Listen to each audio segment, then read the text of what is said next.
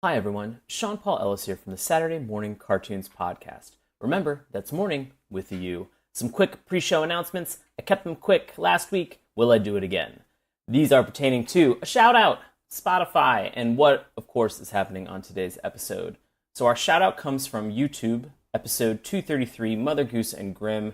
Kato2K says, Hi SMC, greetings from New Jersey. If you have time, please review Ulysses 31 and G-Force. These are great anime cartoons from the 70s and 80s. Thank you. First and foremost, hi, how's it going, Kato? We love New Jersey. A lot of you have reached out from New Jersey and beyond and asked us to watch specific cartoons and review them. We would love to. Do us a favor so that we can make sure that you get the proper shout out. Go on any of our social media platforms. There's a link tree. You can click on the link tree and you can go to the Submit a Cartoon button, or you can call 202-681-4406. Why are you writing this down? It's in our show notes every single week. This just makes sure that you get the proper shout out, and if you call and leave a message, we will 100% review your cartoon. We just got a phone message the other day. We are now going to review that cartoon. It's that simple, gang. If you're listening on Spotify, first, thank you. Second, you may have noticed that Spotify has taken down a bunch of our episodes. Spotify gave podcasts about 2 weeks to switch over to a specific format, and guess what? It's just me working on trying to come up with a solution over here. Yep, just Sean. If anybody has an M4A to MP3 converter, just message me. I'd love to learn more about it. In fact, I'll send you some stickers. In the meantime, we are working on this. We will get this resolved shortly. So today, this is a return to form for the show. Weird, niche cartoons from the 80s. I love it. In putting together this episode, our friend Bobby Anthem messaged us to say that he remembered this cartoon, which is wild since Rubik the Magic Cube ran for only 13 episodes, yet it definitely left an impression on those who watched it. I even found a blogger named Cookie Woke who found a terrifying parallel to a horror film that neither of my guests understood. Speaking of guests, Charlie Visconage returns, and I'm also excited to welcome a new guest, Carlos Sanchez, from the Be Kind and Rewind podcast. I really don't know what to say other than all of us went on a journey for this week's episode before we made our final recommendation. All of this and more, and so now, on with the show.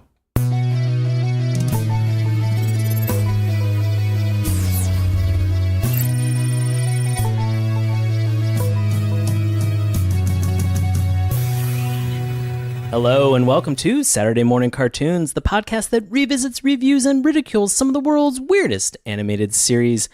Coming to you locked inside a treasure chest in the back of an evil magician stagecoach, I'll be your host, Sean Paul Ellis.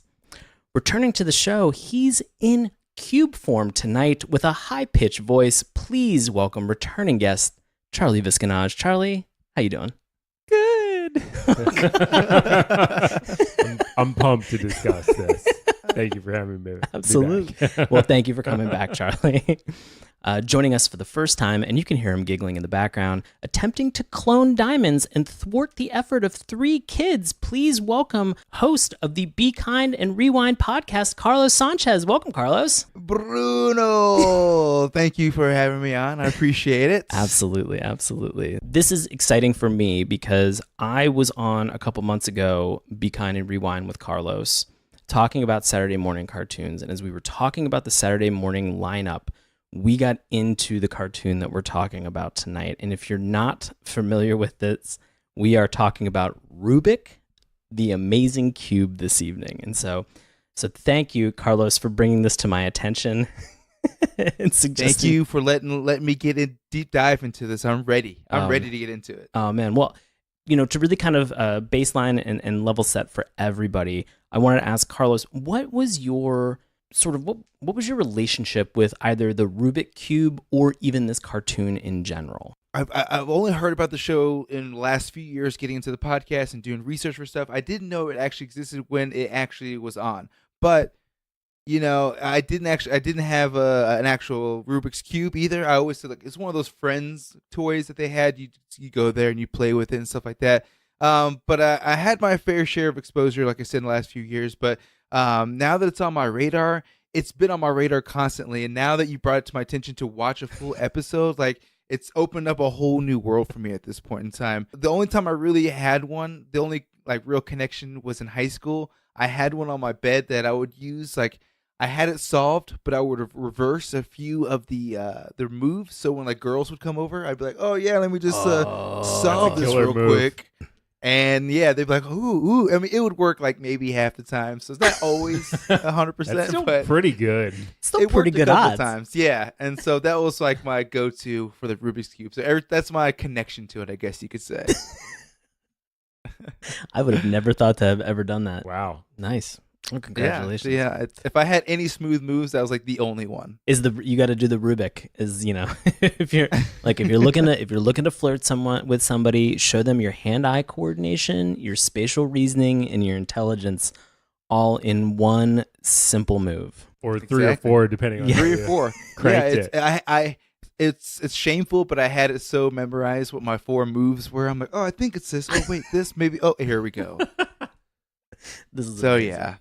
Awesome. Intimidating. Well, perfect. Charlie, what was your impression? What was your relationship with a Rubik Cube or the cartoon in general? So I had never seen the cartoon and was sort of shocked that this even existed. But when you invited me to this, first I was like, well, I'm going to a thing, which I am, but it's later anyway, which is great. But then when you were like, oh, it's the cartoon about the Rubik Cube, I was like, oh yeah, I'm in. What sold you on it? Just the fact that it was so a Rubik? Weird. Okay. And proved to be. I don't want to get into it too soon. As far as the toy, I never owned one. I was certainly not a smart enough child to ever solve it, nor do I feel as though I'm a smart enough adult necessarily. Oh no, me too. I actually there's a free pile at my day job where people are cleaning out their offices, they leave little toys or calendars or whatever. So somebody actually left one out, and so I've been playing with it the past few days at my desk, and I'm still frustrated with it. Oh, really? Have you gone as far to look up on YouTube ways to be able to actually solve the Rubik Cube? No, I feel like that probably should. It just feels like cheating, but at the same time, I'm currently at the Neanderthal stage where there's like no ability for me to learn how to do it. So maybe that's my next step. Next time I come on, I'll be a pro. So you're just going to kind of brute force it from now on until you get to that point where you get frustrated enough. Yeah, if there's any kind of crossover between your listeners and people that I'm on conference calls with, that's what I'm doing when I'm on mute. Attempting to vainly solve this devil cube. That's the union in the Venn diagram of, do you listen to our podcast? Are you on a conference call with Charlie? I would be shocked, but if you email me and let me know, I'll say thanks. Well, make sure to @, Charlie for all of these. Do at me, bro. Do it. That's my catchphrase, Carl. Don't at me, bro. I'll say this. My relationship with the cartoon is the same. I had no idea that this cartoon existed. It's not something that I was really familiar with. Having done the podcast now for almost 5 years, this has been a cartoon that people have always kind of suggested, but I haven't avoided it, but it hasn't been something that I've really dug deeper into. So I was glad when we had our conversation, Carlos, that this gave me an opportunity to get back into some good old-fashioned early 80s weird Ruby Spears cartoons. So that's always a joy for me to kind of dig deep inside that. I'll also say that I didn't own a Rubik Cube either. I just didn't have one. I knew other people who had it, or they had maybe like a small keychain that had one on that like you really could not move around because it was threaded at some point to hold the keychain. So it sort of took away the fun of having the toy. Is there fun in having the toy? Well, you tell me. You're the one playing it. I don't think so. The novelty wears out real quick. Yeah. I want to also say that for the longest time, I have been calling it a Rubiks Cube. And so I've been calling it with an X at the end. I don't, that's not the name. It's guilty over here. I've done the same thing. Yeah. Until like maybe 2 years ago. I've been calling it a Rubik's Cube forever. Yeah. So I must confess my own ignorance in this. I thought that there was an apostrophe S always. What? I thought it was like Rubik came up with the cube. Well, I mean, literally, a guy with the last name Rubik did come up with the cube. I guess that was my assumption. He didn't want all the credit. He just wanted his name on there. He just threw my name on. This guy Erno Rubik is the person who actually created this toy. So, yeah. So very interesting. We've already begun to talk a little bit about the history, but If you're not familiar with the history of Rubik the Amazing Cube, let's break it down pretty quick. Rubik the Amazing Cube is a 30-minute Saturday morning animated series based on the puzzle created by Erno Rubik, produced by Ruby Spears Enterprise, and broadcast as a part of the Pac-Man Rubik the Amazing Cube Hour block on ABC from September 10th to December 10th of 1983. The show ran for a total of 13 episodes.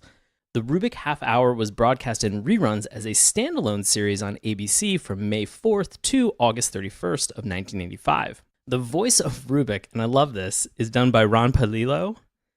He told TV Guide in 1983, for the role, he spoke very slowly and then technicians sped up the tape and raised the pitch. Palillo said Rubik's giggle is very different from his trademark laugh of Horshack, which is from Welcome Back, Mr. Cotter, his character in the TV series, and that the laugh itself is pretty for an inanimate object, which is Pretty? That's the way weird. he described it? Gross, yeah, dude. It's kind of creepy. In keeping with the Hispanic flavor of the show, the theme song was sung by Puerto Rican boy band Menudo. So Ricky Martin was saying the Rubiks or Rubik He could have. theme song? I mean, if it was in the 82, 83 time frame, and that's when Ricky Martin was in the band, then possibly. Uh-oh. We've uncovered. I think it's very interesting because we've also, this isn't the first time on the show that we've talked about Menudo.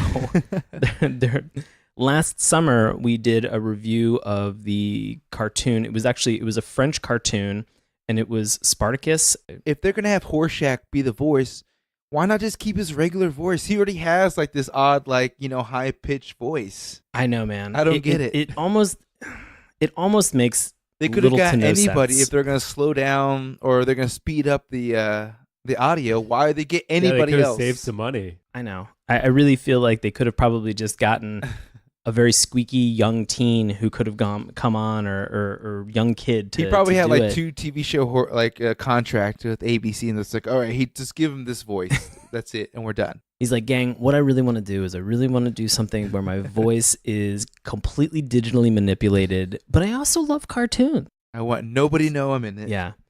Well, we mentioned Menudo, and I want to mention that back on episode 216, we actually had Menudo sing the outro theme song for Spartacus and the Sun Beneath the Sea. So not the first time that we've had Menudo actually doing theme music for a cartoon. So very interesting to kind of see that this is the second time. We, at some point, obviously need to get Menudo to hat trick this. We have to find a third cartoon that Menudo has done the theme song for. So if you know, I'm sure it's out there. Yeah, it seems highly likely given that they've done 2 already. Right. They had done 2. If you know that cartoon, at Charlie Visconage about this. He's dying to know. I'm not your secretary. But you're triaging this front line for all of our Menudo fans out there, so I appreciate it. If you are not familiar, because we've been talking about Rubik and sort of what this show actually entails and just how potentially weird we're going to get tonight, Carlos is going to help us break down a little bit of the plot synopsis. Please, Carlos. Yes, so the show is about the magic Rubik's Cube named Rubik, who can fly through the air and has other special powers that are never really detailed. Rubik has fallen out of the stagecoach of an evil magician who's become the main villain of the series. So Rubik helps Carlos, which that was a surprise for me. I had no idea that the character was named Carlos. And Lisa, Ronaldo, Rodriguez, and foiling the magician's attempts to recover Rubik. Rubik can only come alive when the color squares on his sides have been matched up. So you got to be some smart kids. Episodes also contain normal adversaries, such as bullies when Carlos and Ronaldo were attempted to get girlfriends. Rubik worked in secret to expose the bully's true brutal personality in front of the girl. Rubik was easily able by falling, or even the family dog. The Rodriguez kids would always find Rubik put back together in stressful situations, and it would take much longer. So when scrambled, Rubik can only be heard making low-key gibberish, and sometimes can be heard saying "help." It's the creepiest little factoid to throw in there is just to hear him just kind of like muffled, just being like, "Help." just back and forth. It's so unbelievably bizarre that they would include anything even remotely similar to this in any way, shape, or form. I want to also say I love the fact that Ronaldo and Carlos, who are in this cartoon, are talking about getting girls as well. And we've already talked to Carlos about how he used a Rubik's Cube. Again, I said Rubik's Cube instead of Rubik Cube. I'm going to do it all night, so I apologize. did the same thing. Yeah. It's natural at this point. It's going to happen, but it sounds like if you're out there and you're trying to figure out how you're going to talk to that special someone that's in your life, Rubik Cube. I'm not saying it's going to work. I'm just saying Carlos says it's got a 50% chance. It's better than some sort of cold line or something like that. Yeah, exactly. Because your cold line, because we're so in your head about this educational toy anyway, is probably going to be educational toy related. You're already thinking about it right now. Yeah. I'm weirded out. Speaking about getting weirded out, we obviously have to enter in and begin to really discuss the theme song for tonight. A lot of thoughts, a lot of things that are interested. We've already talked about the fact that Menudo sang this theme song. And so, Carlos, I wanted to ask you, what were your impressions? How did you feel about Rubik, the theme song? It is catchy, surprisingly catchy. Yeah. And I'm now finding out that Menudo sang it. It's not surprising. And then it reminds me of like a cereal jingle or like a toy jingle of some sort. So it goes hand in hand with the demographic. So it reminded me of other things similar to it. And I feel like they put some effort into it, even though the plot is crazy, beyond crazy. But they managed to put it in song form. And like I said, it's catchy enough that I like it. I still have it ringing in my head right now after just watching just the one episode. So they did it. It did its job. Awesome. Charlie, what was your impression of the theme song for Rubik? So I have to confess. So first, in terms of the order of operations of getting prepared for this episode, I read the Wikipedia page first. So I was like, oh, Menudo. But then I was like, oh, I'm super ignorant and I don't really know any Menudo songs. I'm a little bit younger, certainly than Sean. I don't know about you, Carlos, and that is one reason why I may not have heard Menudo. But to me, I was like, oh, maybe this is more like Gloria Estefan, Miami Sound Machine, was what I had in my mind. So then I go and listen to the song and I'm just like, oh God. And I tried both links, listeners. So Sean sent us first a better audio but crappy visuals, and then a better visuals but crappy audio. It kind of sounded the same to me. Okay. I mean, I did like that it told the story of how the kids found Rubik rather than like recycling footage or, I mean, I know you love a roll call. I kind of wonder though if it. I'll get into it. You're hitting a lot of notes from me, Charlie, that I'm going to come back into. Okay. But overall, I mean, I have to agree. Carlos, when you said it's an earworm, I mean, then I started like replaying it in my mind, and it will be haunting me on my drive home and for days to come. So the question that I have is that, and for everybody listening, we only watched one episode, and we watched season 1, episode 1. We mentioned there's only 13 episodes, so this is not a huge time sink if you decide that you want to watch everything. And the episode is called, for the pilot, Rubik, the Amazing Cube. So it's really just a redundancy in terms First of idea, best idea on that title. Like, Yep. boom, done. Yeah, Short meeting on that day. Yeah. This feels like it was something that they were trying to figure out like right before lunch. And they're like, just call the pilot the name of the damn cartoon. All right, are we done? Quiznos? Yeah? Delivery driver's at the door. Figure it out. Let's do it right now. Yeah, exactly. Everybody wants the bounce. So I kind of wonder, first and foremost, and I would actually be curious to hear what listeners say, but also watch a couple more episodes and see if this was dedicated animation. There was a part of me that was left wondering, for the 13 episodes that they put into this, is there an episode where they go back and they really talk about the origin story? I feel like it's probably pretty high, but there's a wide variety of episodes and content that they have. There's one about Lisa getting superpowers. There's one about that kind of like weirdly implies that maybe Rubik is Santa Claus. There's a Christmas special that they have. So there's a lot of content that they have. I wonder if they ever truly get into the evil magician and sort of what he was conspiring to use Rubik actually for. And so I can't definitively say that this was dedicated animation, but it looked like it was stuff from potentially an episode because of the same quality that they had. So that kind of leads me in that direction. Charlie's right. I always do love a roll call. We didn't really get one.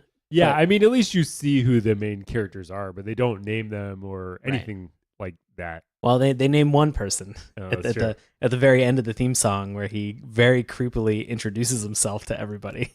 It's currently just looping in my head right now. Do you Now, wanna- Sean, could you do? I know that you can't use the whole theme song, but can you do like a drop of him just saying Rubik? I'm Rubik. It's. Dude, that's a solid one. I don't know that I want to be known for that though, Carlos. It's almost too good.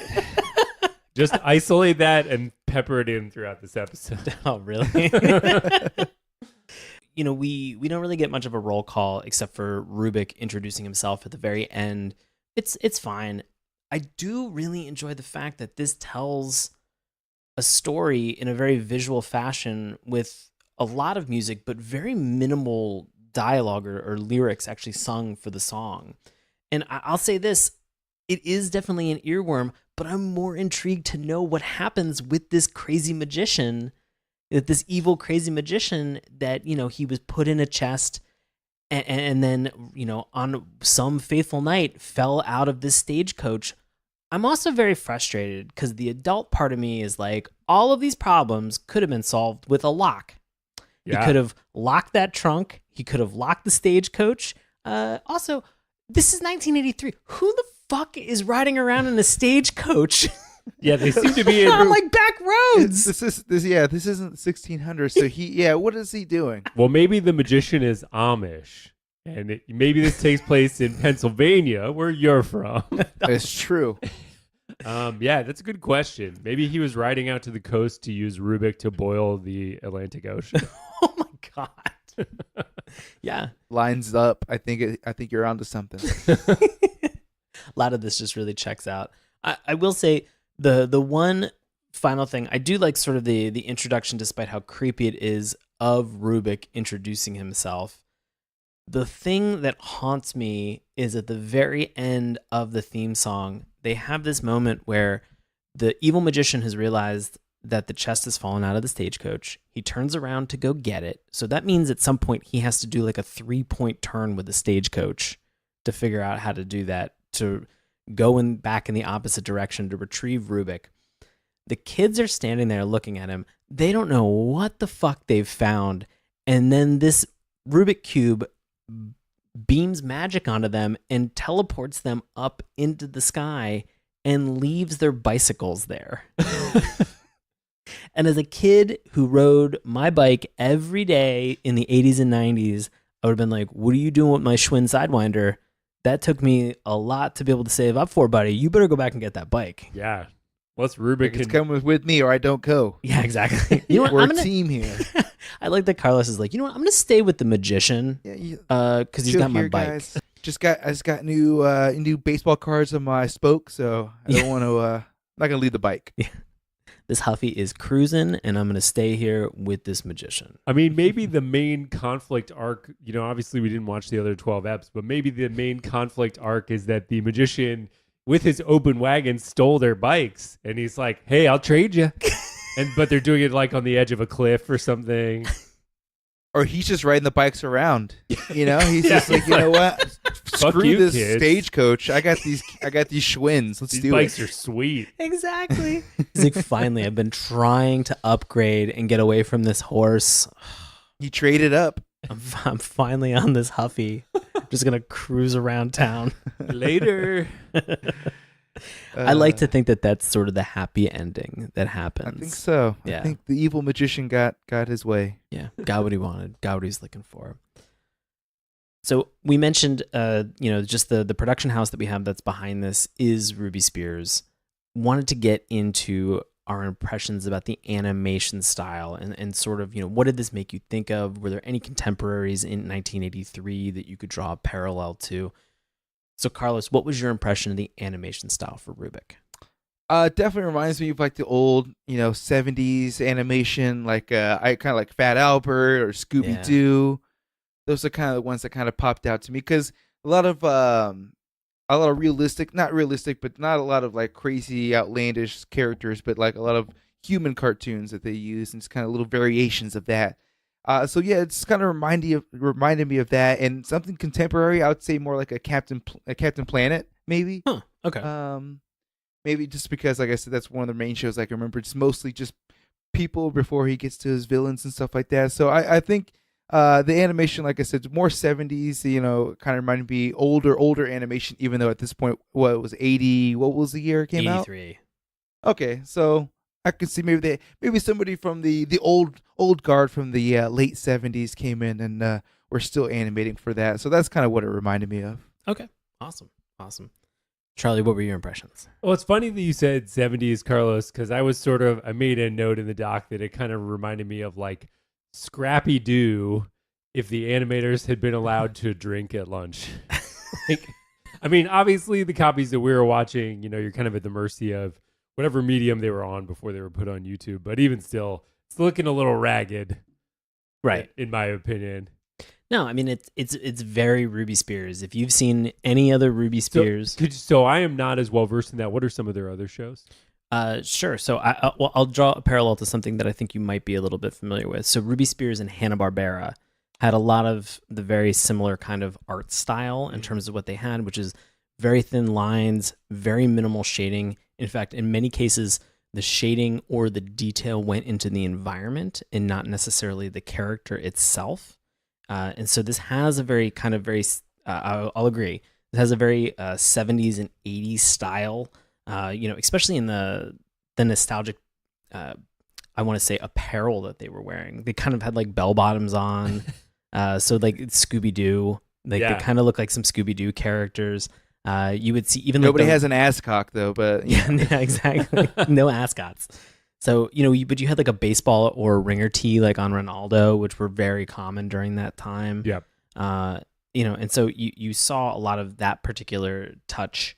And even, I'll say this, there was a moment in our episode where there's a chase scene, and even just that running animation that they had. That made me think of Scooby-Doo that was 100% so much. Scooby-Doo and Hanna-Barbera. So I was, it's interesting to see how much of those two, like Ruby Spears and HB, kind of had played off one another. Yep. And so to see that Ruby Spears being, a little bit of a smaller production house, but they've done some like massive cartoons. So it's interesting to kind of always see like when they pop up, because I'm just like, okay, here's going to be something that's going to be a very interesting in terms of like Ruby Spears. Can't wait to get into it. But yeah. So that was sort of my impression as well about just the animation style. And to answer your question, I think probably the notable Ruby Spears cartoons that a lot of people would know would be Herculoids and Space Ghost. Oh yeah. So those are like square within the Ruby Spears kind of entertainment. But I mean, they've done a ton. In fact, they did probably one of my favorite cartoons that we've reviewed, which has been Thundar the Barbarian. Oh, okay, yeah. So that was, in the age of super science, one of those crazy, like, grandiose statements about the end of the world and sort of the fallout, and swords and cool stuff are back in style. And man, that was such a pleasant discovery when we finally came across that. They also, Ruby Spears had worked on the 1983 version of Alvin and the Chipmunks. Oh. So, which we have recently talked about too. So I'd be remiss. Definitely rock my fair share of Alvin the Chipmunks cassettes. Yeah, exactly. I still want my hula hoop. You're not going to get it, buddy. God damn it. Not with those hips, Charlie. God damn it, Dave. We're getting really good at impressions. Shots fired. Yeah, exactly. It's all just like high voice, speed it up. Yeah, just change the pitch. You're fine. Well, we've talked a little bit about some of these characters. We've obviously talked about Rubik. We've thrown out Lisa, Ronaldo, Carlos, some of these characters. So I wanted to sort of get into this. Carlos, what were some particular characters from this cartoon that you really enjoyed, that you really either were attached to, or you can also give me the opposite, and you can just say, what were some characters that you absolutely hated from this? Well, I can't say that I got attached to any of them yet. But I will explore more episodes. But I guess you know, from this one episode, I would say maybe one of the brothers could go, either Ronaldo or Carlos. I think they got too many people in this party. Really? Yeah, and I don't know who I don't like. You know, I can't hate on the kid who has my own name, but then Ronaldo's just the older, you know, more compass brother kind of a guy. I don't know. In this particular episode, though, I think Bruno. I didn't really like Bruno. You didn't really like Bruno. I think he was definitely like a copycat of like a Scooby Doo like type archetype or like villain of some sort. Right. He's definitely a henchman. You know, yeah, sort a little of like, henchman of some sort. He's not the main villain. He's not the big bad, but he's like the helper.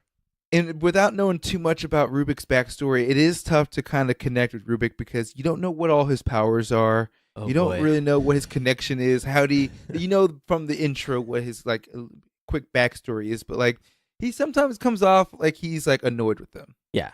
And right now, you know, from the theme song, you really know that the only magic power that he has is just ditching bicycles.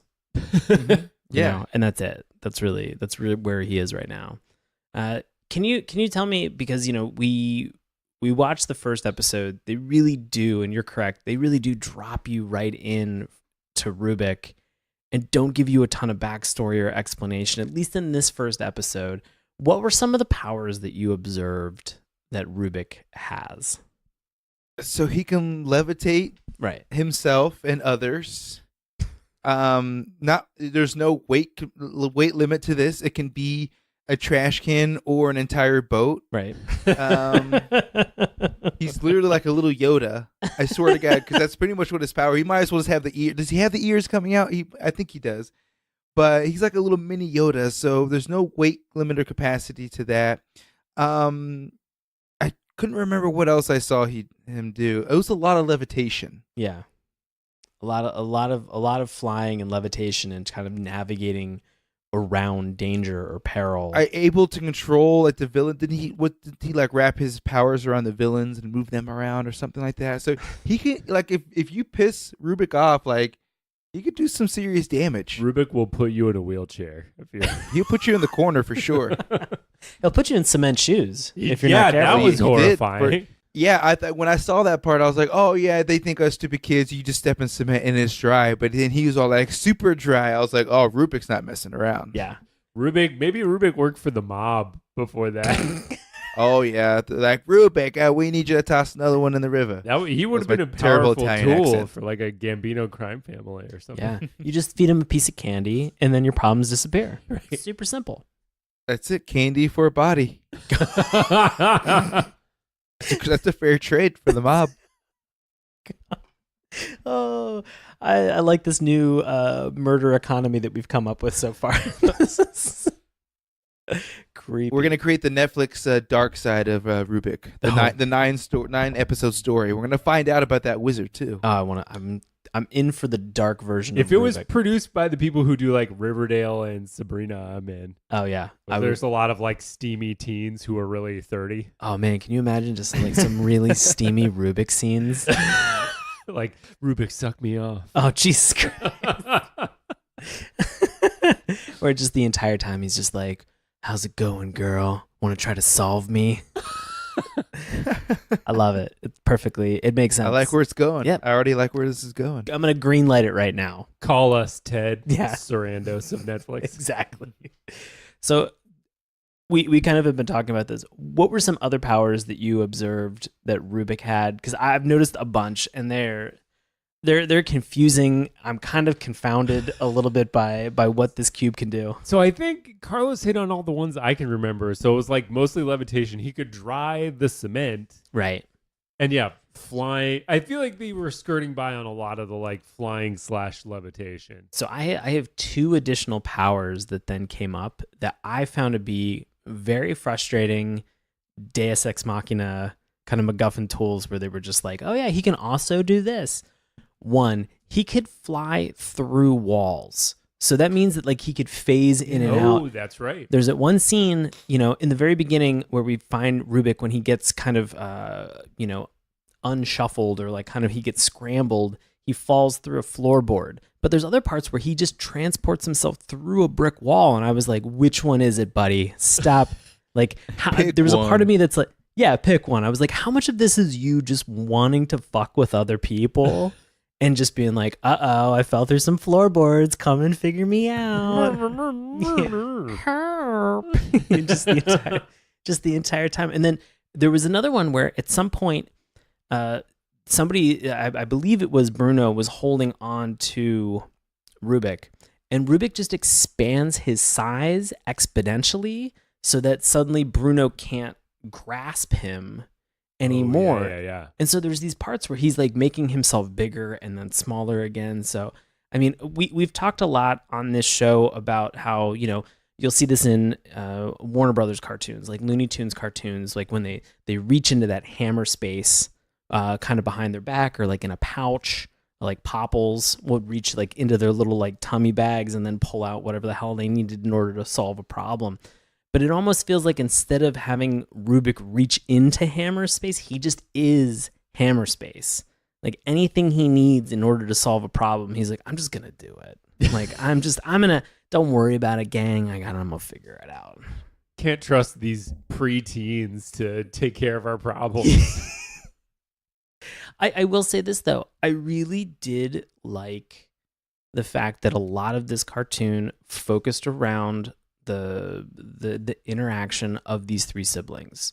And I loved the fact that there were times where you saw some individual personalities, like the Carlos character that we had that was on here, like he was pretty fearless. We had Ronaldo as sort of the big brother. He was a little bit more kind of like reserved, maybe scared. There was definitely some moments where they sort of put some pressure on him, and they definitely had an audible like gulp, like in his throat. So he has, I think, sort of a moral compass. He's realistic. He's cautiously optimistic, maybe, which is what I kind of always describe myself as. So I can empathize and relate. And then we have Lisa, who I feel is just, it's very challenging because when you look at some of these older cartoons, you realize just kind of how sexist they are in certain cases.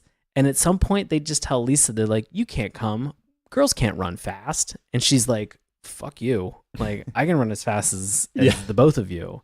So, I mean, I like seeing her stick up for herself, but at the same point, I don't like really seeing the fact that they had to put in some of these like very kind of like sneaky things suddenly, as well as also with the mom character. Oh man, talking about the mom, all it is about the diet, and she looks great. She's like, oh, this is gonna ruin my diet, but whatever. Like that's what she's focusing on. Right. It's just one single piece of candy, and she's like, I know I shouldn't do this. If I get a little too thick, your father will be upset. Yeah, exactly. The implication is there. Yeah, you know what? I think you're going to be fine after that one Reese's cup. Yeah, I think you're going to be okay. So, well, that was kind of like in the Robot Chicken clip that you shared with us. Yeah. From this was very much on the like sexism angle. Yeah, absolutely. So if everybody's not familiar, Robot Chicken did a fantastic spoof of Rubik with the two brothers and the sister sort of uncovering some treasure. It looks like it's in Egypt. I mean, it's in a desert with a pyramid. And so I'm making some assumptions, but there's only so many places in the world that have that topology and those specific artifacts. So it's interesting to kind of see that. It's definitely worth your time if you have watched Rubik to see how crazy it gets, because it is insane. That's a real deep cut. That's one reason I enjoy Robot Chicken is like in the one they did like about Mask, which I know you've done another previous episode about the real Mask, but yes, it's always good to see and have sort of that insider baseball knowledge. And I think that I enjoy Robot Chicken that much more. I mean, I love the show to begin with, but to now have the additional context of all the cartoons that they're playing around and joking with, it just makes it that much richer for me. Yeah, their reference game is on point. It's fantastic. I agree. Any final questions. I mean, we had a villain in this. I would say like the henchman was really more Bruno. The henchman kind of made a bigger impression to me than the villain. Yeah, is it just because of the mouth breathing that he did? I think 100%. I think that's it. That's all of Me. it. Yeah. Me personally. And the close up on his face was like, man, they could have spent a little more time on that animation. I mean, they're cost saving wherever they can. I guess so. Dr. Angus was like all handsome and stuff too. They're just like, they didn't try to make him like an ugly evil villain. Like he's like this handsome mad scientist. And you bring up a great point, Carlos, is that far too often when we have villains or when we actually have the villain in any of these cartoons, they're drawn ugly, or they're the color purple or blue, or they shade them in a very specific way, and they isolate to show that they're the villain. This villain is just like, I'm doing science in a basement of a haunted house, and I'm DTF. like swipe right on me, ladies. Holla at you, mad scientist. Hey, if you like a touch of gray, you could do worse. He's sort of a little silver fox scientist. Yeah, he's got a little bit. And I mean, think about it comparatively to his wingman, Bruno. I mean, he's a stud. Yeah, well, maybe he like horribly keeps Bruno around to kind of be like, ladies, look at what you could have. I think that's a terrible comparison. I mean, it's a shitty move, but it could be something he's doing. I mean, fair. That is possible. Any final questions about the characters for Rubik? Does he have a stomach? Oh, good question. Do you think that Rubik doesn't have a stomach? I mean, he can consume human food like no problem. I guess we don't ever see the other end when he's fully. That's true. That's true. What if you fold the end into the front? You never know.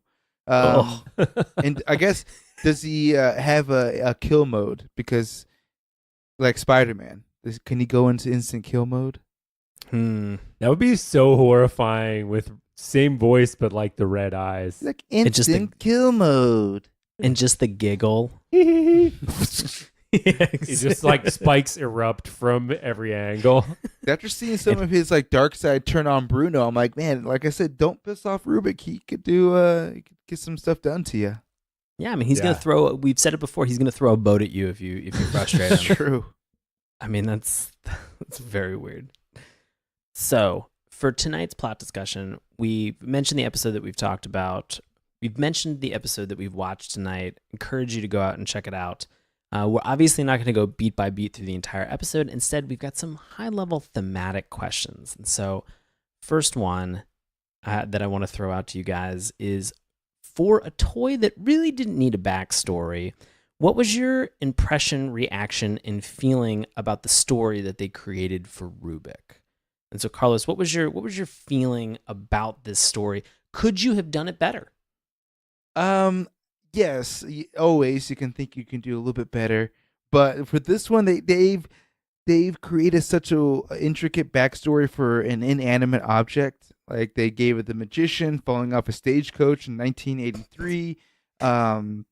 They really put in the effort to give it some sort of a creative backstory. But for my first reactions though is like, you kind of have to go with it because there are no expectations going into it. Like you're not, when you think of the Rubik's Cube, you don't think of the origins of what a character can be. Whatever they come up with, I'm just going to go with.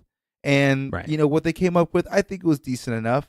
I like the magician aspect of it, but and then for him to be running around with this with the Latin family, with the kids, I think is a good idea. But it was it took me back a little bit, but because you hear about Rubik's Cube and you think this is going to be another corporate exploitation type of like cash grab, but kind of put some effort into it, so I'll give him E for effort. Okay.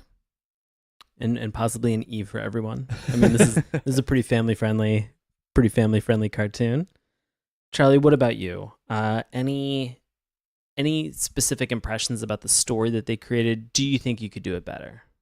I mean, kind of as Carlos said, I mean, I would love to be able to say yes, but sort of the challenge of such a blank slate. And it is so funny to me, you were talking about at the top, that this was packaged alongside Pac-Man, which, I mean, at least there's a video game that you could play and then he had Miss Pac-Man at least. Like, there's something there, but you've got two kind of properties with really, I mean, at least Pac-Man, you've got a little bit more of a like writing prompt, right? Right. Like, natural antagonists in the Ghost. What is the Rubik Cube's natural antagonist? Like your own frustration and mental limits. So, which I'm glad they did not make a cartoon about. That would be really boring. Oh, that'd be fun. That'd be dark too. We got to add that. be, Add that into the Netflix series. That's in the Netflix That's one. It's series, just, yep. I've been trying to solve this Yeah, cube forever. Is it ever going to get complete? yeah, the dark reboot is all about nihilism, ultimately. I mean, yeah, they put some effort into it, certainly. I mean, it wasn't a total like fart out an idea. At the same time, there's a lot of weird shit like, why is it a baby? The comment on the YouTube page that you sent us, what the top one was like, it would be good if he hadn't had the baby head. But it's sort of like a baby crossed with a demon, but like a friendly baby demon. Friendly baby demon. Unless you piss him A off. friendly baby demon. I like that. Yeah. I feel like that's an oxymoron at some point, but Yeah, I'm good with it. It's a great band name. definitely. Friendly baby demon.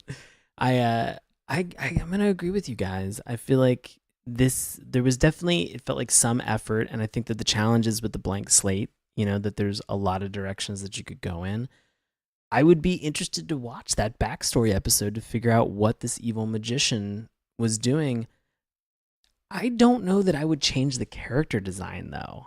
I'm kind of weirded out about this because I mean it is, for all intents and purposes, at the end of the theme song, when you get the like, oh, Rubik, you're like, oh, is this what I'm going to be hearing the entire time? I didn't feel that they did it that much in the actual episode itself. So they give you an impression or an expectation at the end of the theme song that it's going to be this horrible, pitchy, weird baby voice. And then you get into the episode and he's like, hey, what's up? Candy's good. You're like, okay, like this isn't as bad as I thought it was going to be. I mean, I like Meatwad on Aqua Teen Hunger Force, and he's vocally not dissimilar. Correct. I think the other thing is, do right now. at least they took a big swing on it. Like, they could have just as easily painted like 2 dots and a smile on the 3-dimensional cube, or done like googly eyes or something.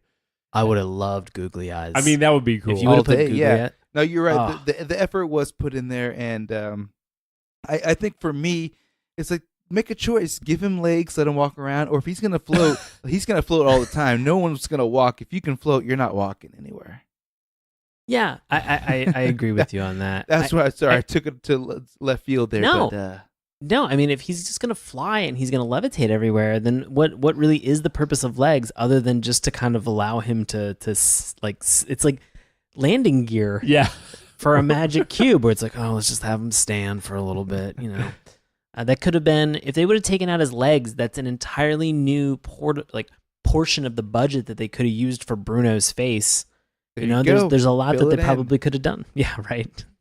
I also think too that if you had added the head, Rubik's head, on top of the cube, and so it was like head, cube body, legs, that would have been even more disturbing to look that would at. be weird. I don't want to think about like Rubik, because then it's like, well, he probably should have like a butthole if he has legs, and we're assuming the cube he needs contains 2 cheeks coming out the back. Yeah, exactly. He's not wearing pants. I mean, are these like are they like the same color like as his face? Yes. Are they just like They're lighter. Well, they're not lighter because they're exposed, so they're the same color. Yeah. He's just 2 weird. He's getting butt cheeks on the equal amount of. So are you saying sun that exposure. the version that we have is the perfect version? There's no other way we could do it? No, we just pitched it with butt cheeks. Yeah, I want butt cheeks on a Rubik. Okay. What are we talking about? That's perfect. And either totally CGI or a very grotesque puppet, kind of like a Pee-wee's Playhouse grotesque puppet. God, He just poops out little tiny little squares, colored squares. Yeah, there you go. That would have been weird. This just made me remember there was a toy that I had in the 80s. They were called Bog Lens. and they were like these little like finger puppet characters that you would put over your fingers, and it looked like a little like, I guess, bog/goblin. And so then you could kind of like make their faces move with your hand. I think I've seen these. They were like creepy and weird, and they had like a very weird kind of like flesh kind of texture to them that was like in between like silicone and like kind of like a weird skin. But just for some reason, it suddenly just reminded me of that, and like to have your hand behind that puppet, that Boglin puppet controlling Rubik's face. I'm like, oh, I don't like this. Yeah, no thanks. Yeah, no, that's funny because I'm actually having the for next week, the guy who invented those, Tim Clark. Are you serious? Whoa. Designed those, so yeah. Shit. Perfect. Love it. Perfect segue that's to awesome. that. Perfect segue. No, that's great. So I think we've officially and authoritatively answered question 1. So I wanted to ask, just in particular to the episode that we watched tonight, because there was a lot.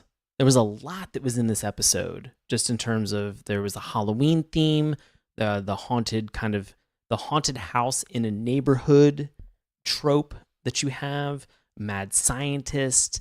There was a ship captain at some point in time. So there was even like a kidnapping that was included here. And so I wanted to ask, just for this episode in general, were there any particular questions or like WTF moments that you had watching this that you wanted to particularly discuss?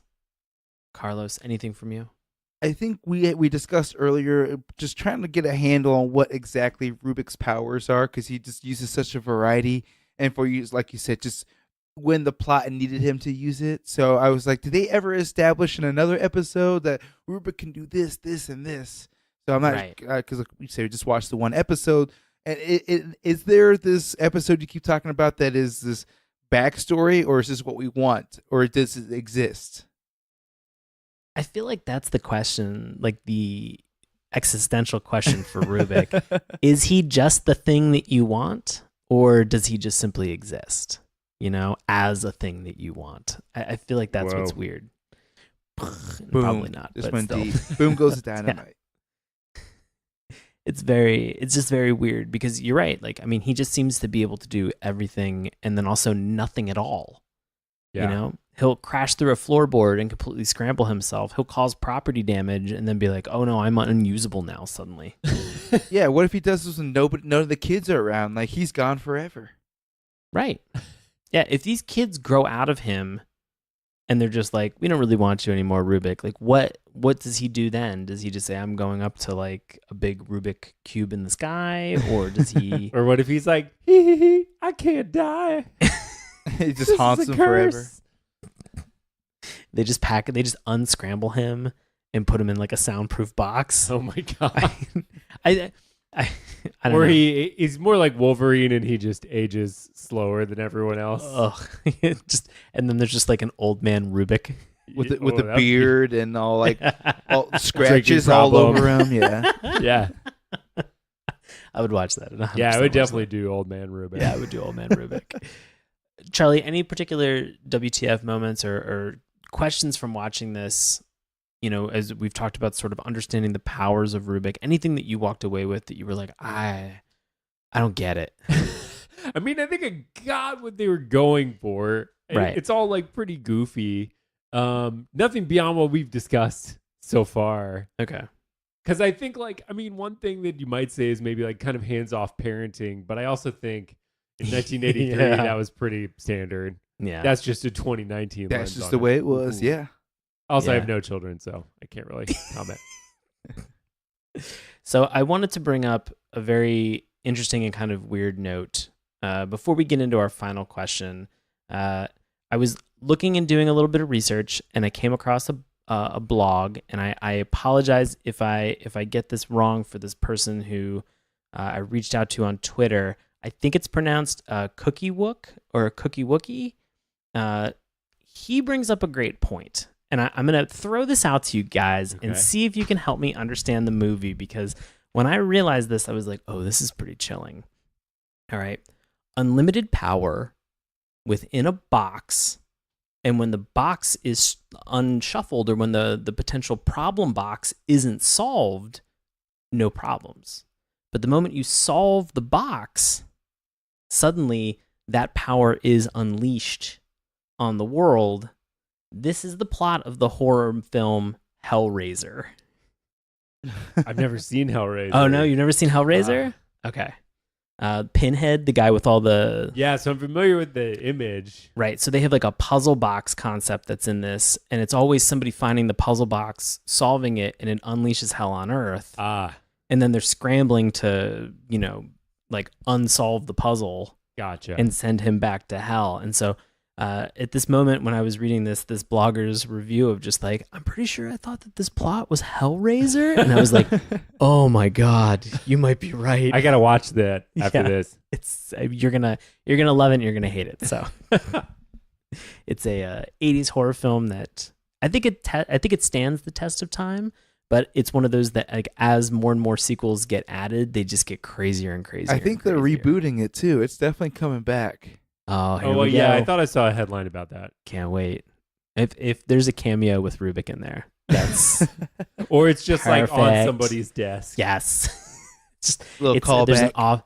Yes, and there's just an office scene of somebody with a box, like, and they have it, and it's Charlie behind a desk, and he's like, how did I get into this movie? You're just like, oh, you're in Hellraiser now, friend. But I haven't seen it, but you're in it. Like, oh, no wonder I haven't seen it. Yeah. In that universe, it doesn't exist. But I'm living it now. So for the final question tonight, I wanted to talk about the idea that, we obviously have a cartoon that centers around, I want to say it's sort of an educational toy, something that, isn't necessarily just sort of like a toy that's necessarily derived from a cartoon. This was something where Erno Rubik had created this toy, sold it, and it had obviously been very popular. But what I wanted to know is there another toy from the 80s that you would want to give a random backstory to? Now, I know that you joked about the hula hoop earlier, but is there a toy that you played with, that kind of was in that vein of it didn't have a cartoon associated with it? Maybe it was a board game like a Jenga or something like that. Something that you would be like, I want to give a backstory, much like they did with the Rubik Cube. Oh, I have a thought, Carlos, unless you want to go. Go for it. I'll jump in So after this- you. This isn't an 80s toy, but kind of along the same lines of something a little bit more active is like, what if there was Bop It? The I'm on series. the same page with you. I'm Yes. very close to your thought. But I could see that. I could see it going one of two ways. I could see it being like PBS could pick that up and make it like very wholesome and family friendly. Like a group of friends who are always on them. Like it could just be sort of like subliminal messaging about exercise, essentially. Okay. Or it could just be like, an underground fight club that only uses the bop. But people emerge like bruised and bloodied.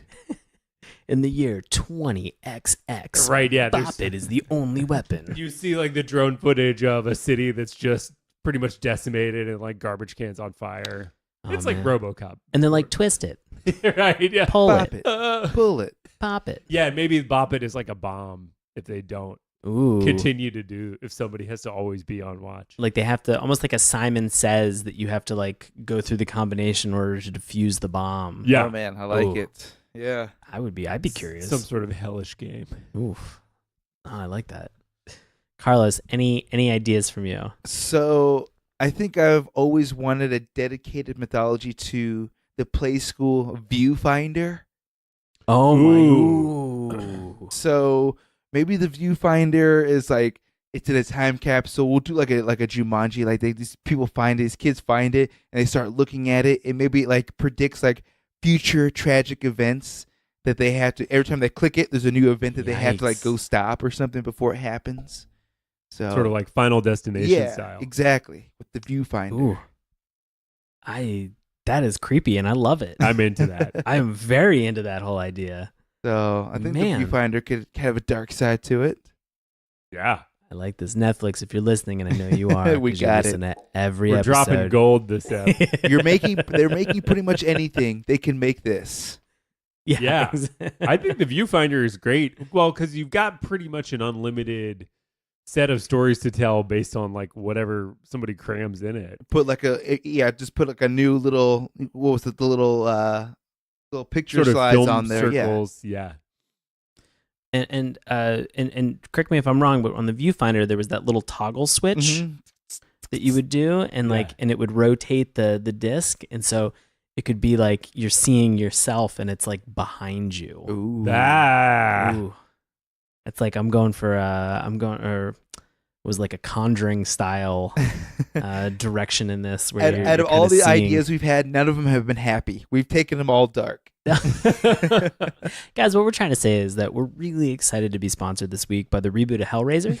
So we should have mentioned, I know that this is an auditory or an audible format, and Carlos is dressed up like Pinhead right now, and so could not be more excited. Could not be more excited. I had a couple toys that I was thinking about. One was along the lines of what Charlie had mentioned, was a skip it. Oh yeah. You know, the whole idea of like the skip it. Right. It.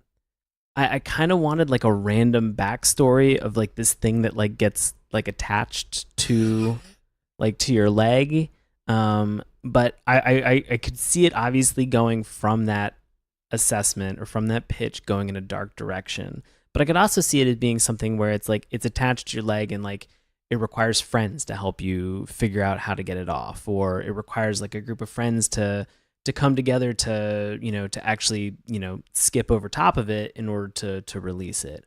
Ultimately, though, I keep going back to these horror-themed ideas. It's not good. Yeah, we can't get away. I hate the fact that like the other idea was one of those like a barnyard, speak and say things where like it has like it was a kid's toy like in the 80s where like you pull the ripcord and then like it would rotate the little arrow to like a different animal. Oh like, yeah, the cow says moo, and be like perfect. I had one of those when I was a kid. I loved it. But like, again, I'll go in the same direction. Let's just make it dark. Like, let's just make it creepy as possible. Well, maybe that one takes place in like a slaughterhouse. Oh, Jesus. Oh, wow. Oh my Keep going down the rabbit hole. Let's do it.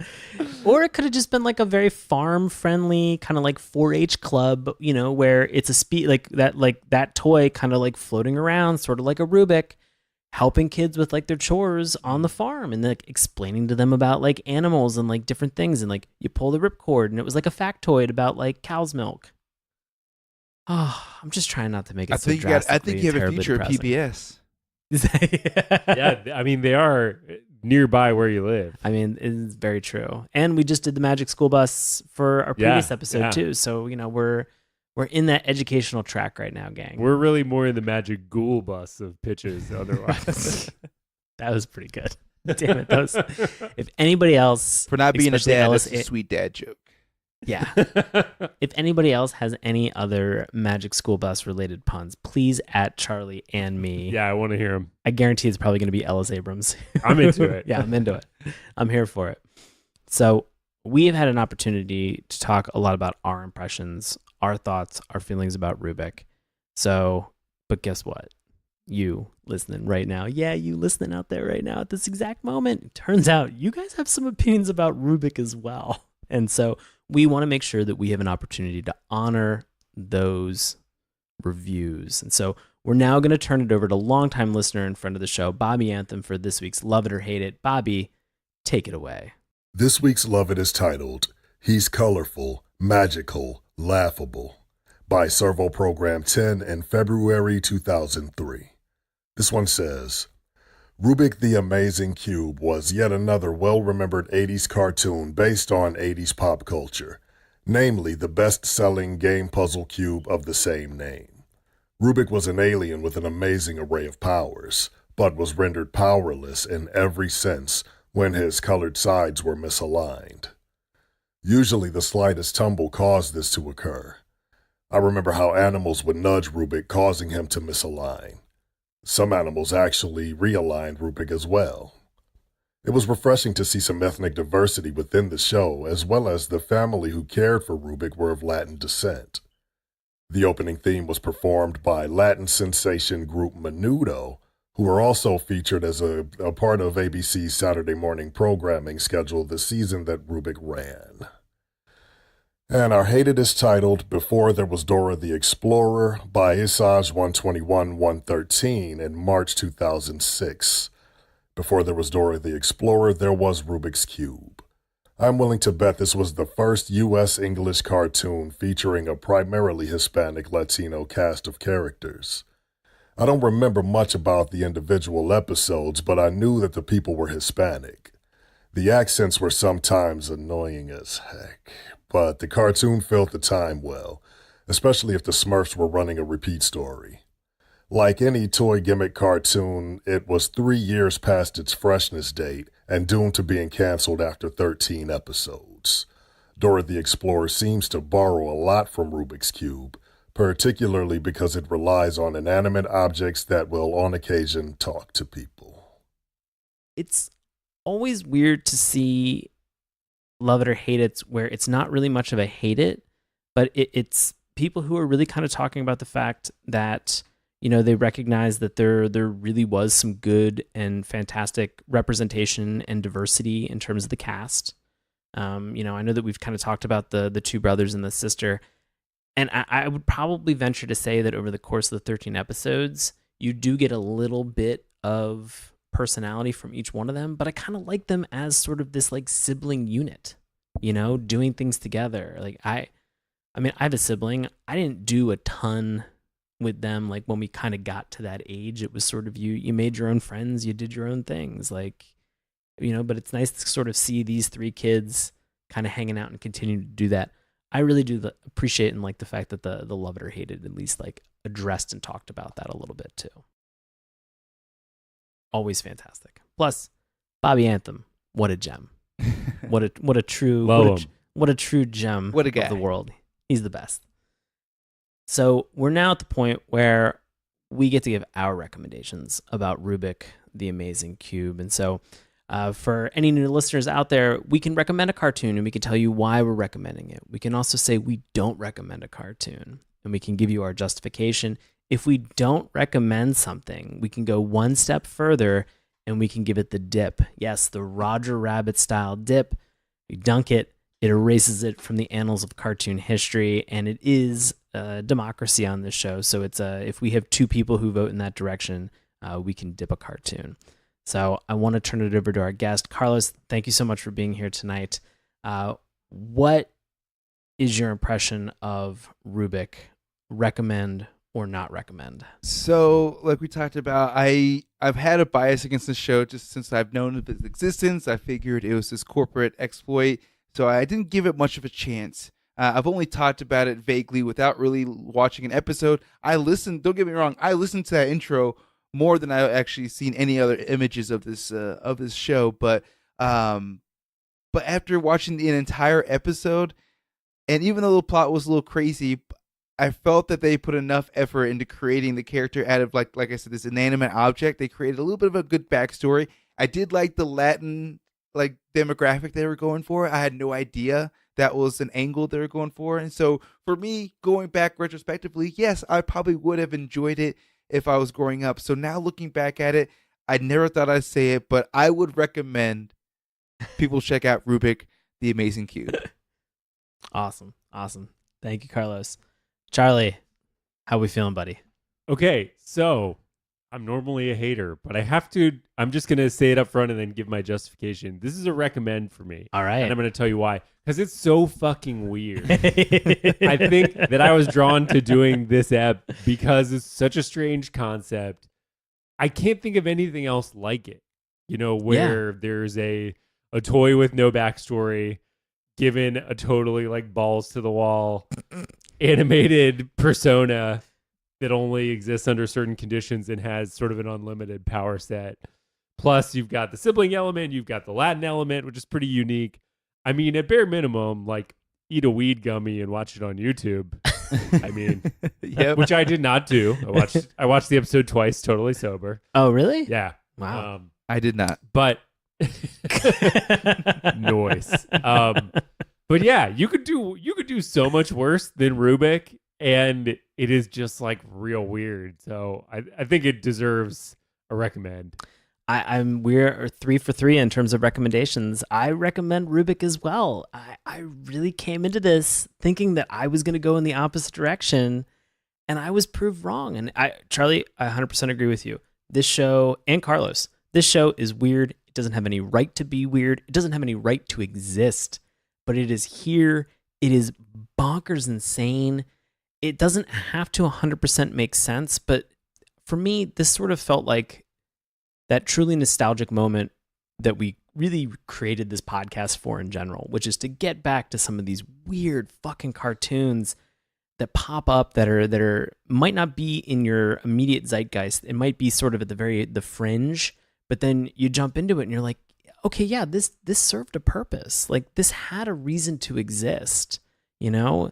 Even if it's just to, you know, kind of cringe at the fact that Horshack, you know, did this weird digital voice for this cartoon. Like, it's there. It's enjoyable. It's not insulting in any way, shape, or form, except for the obvious caveat of the sexism. That's pretty insulting. But could have really done without that. And all the the cliches you talked about in regards to the plots and everything, it seems like it's a cliche now because we've seen them so many times. But this was the early '80s, so they kind of were like maybe borrowing, but they also were kind of new to that kind of device when it comes to plot. For sure. Exactly. And I think that what you just said, Carlos, really, really hits it on the head. This felt new. I don't feel like I've ever watched anything else that's really been like this show, with the obvious exception of Hellraiser. And so for that, I have to recommend Rubik. Man, awesome. 3 for 3. Yeah, 3 for 3. Did you guys think that we were going to get there 3 for 3 on Rubik? No, not at all. When you sent me the notes, I'm like, I can't wait to talk how much I hate this. I can't. And then I watched the episode. I'm like, what is happening? What's happening here? Yeah, do I like this? Yeah. And welcome to every episode of this show. This is what happens to me consistently. Well, there you go. We recommend Rubik. You should check it out. 13 episodes. Do it sober or with a weed gummy, according to Charlie. Yeah, baby. But definitely worth your time to check out and enjoy Rubik. So, Carlos, I want to thank you so much for coming on tonight. Thank you. Anything that you'd like to plug, and where can the good folks find you online? So next week's podcast, like I mentioned earlier, we have Tim Clark, who is a toy and puppet designer for Can't like wait. Jim Henson and Sesame Street and Dark Crystal. So he'll be on next week, so everyone stay tuned for that. But episodes come out every Thursday, so you can check it out on all the podcast apps like Spotify, Apple Podcasts, iHeartRadio, and then Infirmary Media Podcast Network. And then we're on all social media like Twitter, Facebook, and Instagram at Be Kind Rewind Pod. So again, thank you for having me on this, for changing my mind, and opening my mind to Rubik. I love it. That's what we're here to try to do every episode. Do we succeed? Probably not. Awesome. Well, thank you, Carlos. Mm-hmm. Appreciate it. Charlie, what's going on with you, buddy? What do you got going on? Where can the good folks find you on social media? You can find me at Sweaty in the City on Twitter, because I made that before I decided to make anything worthwhile, where you can at me at your various wishes. The social media platform where I really spend most time is Instagram at CA Visconage. Given when this comes out, myself, Sean, and Melanie, your lovely wife, just finished a show. Yeah. And it was amazing and exceeded all of our expectations. Perfect. That's what I'm glad. So excited. Yeah, absolutely. Well, thank you, Charlie. Appreciate it, man. And it's CA Visconage on your IG, right? Yep. Got it. All right. Well, you heard him on this week's episode, our friend Bobby Anthem. Go check him out on Twitter at Bobby Anthem. Send him a message. Show him some love. He is simply the best. As for me, I perform live improv comedy with a group that's called Nox. That's NOX exclamation point. You can find tickets and times witdc.org. You can also find me on Twitter and Instagram at Sean Paul Ellis. Want to support us? Yeah, this little show. Tell a friend, review us, and subscribe on Apple iTunes. Slide into our DMs on Twitter at Morning Tunes. Remember, that's morning with a U. Check us out on Instagram and Facebook at Saturday Morning Cartoons. Drop us an old-fashioned email, SaturdayMorningCartoons@gmail.com, and you can find all of our links, all of our contact information in our link tree that's in the bio for all of our social media sites. And you can always listen to us on YouTube, Apple Podcasts, iTunes, Stitcher, Google Play, Spotify. I think we're now on iHeartRadio, maybe. Are you on Sirius XM? Yeah, we were trying. Who isn't? You're on After Stern. Yeah, right. And you can find us anywhere where you listen to your podcasts. Thank you guys so much for listening, and we'll be back in 2 weeks again for another episode. And so I wanted to ask, on our way out, on the count of 3, can we all just go, I'm Rubik, in our Absolutely. best You Rubik get impression? it. All right, here we go. 1, 2, 3. I'm Rubik. Thank you, and we'll talk to you soon. Hey, everybody. Thanks a lot for listening to Saturday Morning Cartoons. Now, if you'll excuse me, I have to transform and roll out.